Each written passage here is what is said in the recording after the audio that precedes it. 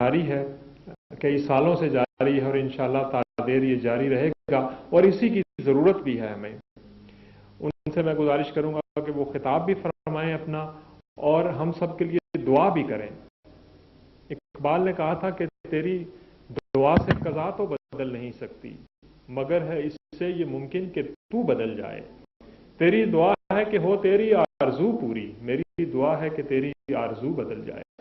ہمیں اپنی ترجیحات کا اثر نو جائزہ لینا ہے کہ لمحہ وجود میں ہمیں ضرورت کس بات کی ہے، کس طرف ہمیں رخ کرنا ہے، مگرنہ جو اغیار کی چیرہ دستیاں ہیں، وہ روشہ دوانیاں ہیں، وہ عروج پر ہیں۔ اسلام کو، پاکستان کو نقصان پہنچانے کی مضموم منصوبہ بندی وہ کر چکے ہیں، اور ان اولیاء کرام کے مزاروں پر جو حملے ہو رہے ہیں، اس فورم سے ہم اس کی شدید مذمت کرتے ہیں، اور حکومت وقت سے یہ مطالبہ کرتے ہیں کہ ایسے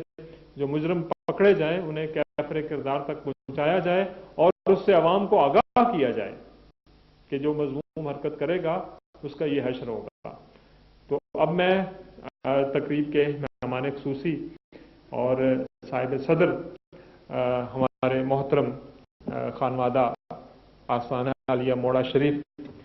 حضرت پیر مجتبیٰ فاروق گل بادشاہ صاحب سے گزارش کروں گا کہ اپنے خیالات عالیہ کے لیے تشریف لائیں، اور اپنی گفتگو کے اختتام پر آپ دعا بھی فرمائیں۔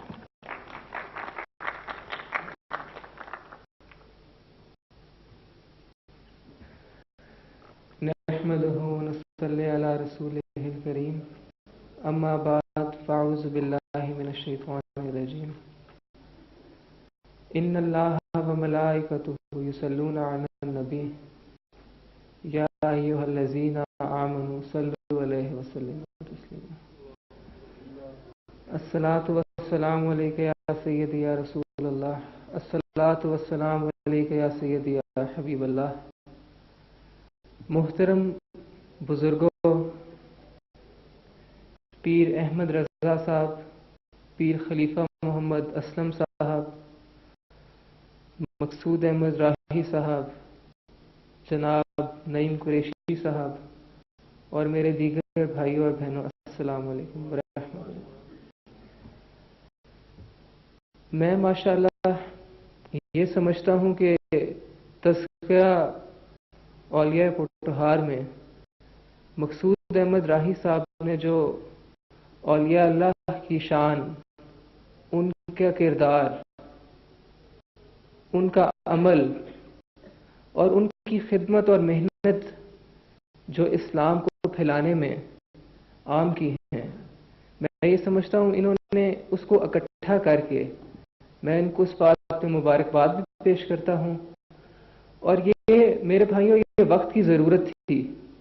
کہ آج جب ظلم اپنی انتہا پر ہے، ظالم یہ نہیں دیکھ رہے کہ وہ کسی معصوم کو قتل کر رہے ہیں، کسی بے گناہ بچے کو مار رہے ہیں، کسی بے گناہ بہن کو مار رہے ہیں، کسی اولیاء اللہ کی، کسی بزرگ کی شان میں گستاخی کر رہے ہیں۔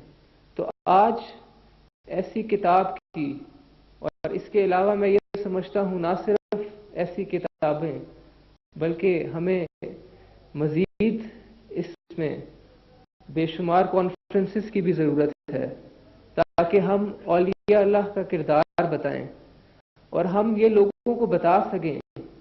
کہ برے صغیر، نہ صرف بلکہ برے صغیر پاک و ہند میں، بلکہ دنیا کے ہر کونے میں اولیاء اللہ نے،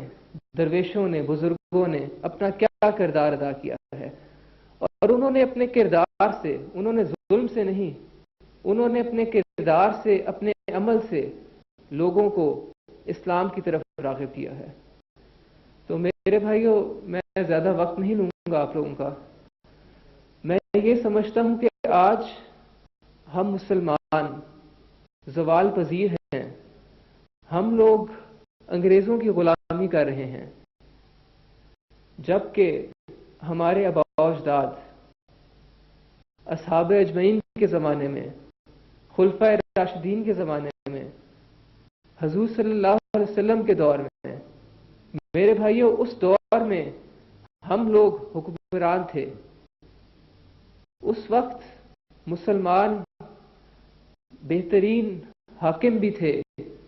بہترین سائنسدان بھی تھے، اچھے ڈاکٹرز بھی تھے، اور وہ لوگ انگریز، ہندو، عیسائی، یہ سارے ہمارے کردار کو دیکھتے تھے، یہ سب ہم سے سیکھتے تھے.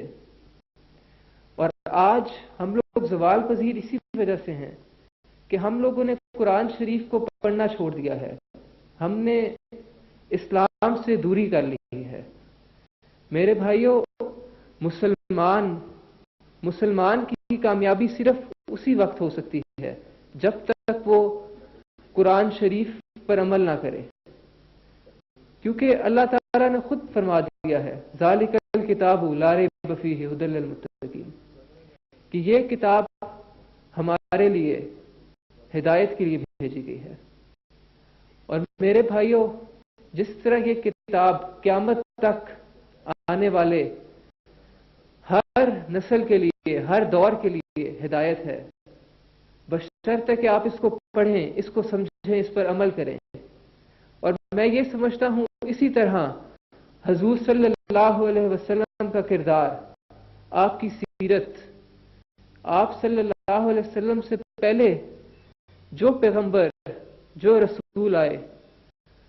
وہ مختصر یا تو کسی قوم کی رہنمائی کے لیے آئے تھے، یا اس وقت کے جو لوگ تھے ان لوگوں کو راہ راست پہ لانے کے لیے لائے تھے. مگر حضور صلی اللہ علیہ وسلم، آپ صلی اللہ علیہ وسلم پر دین مکمل کر دیا گیا ہے. آپ صلی اللہ علیہ وسلم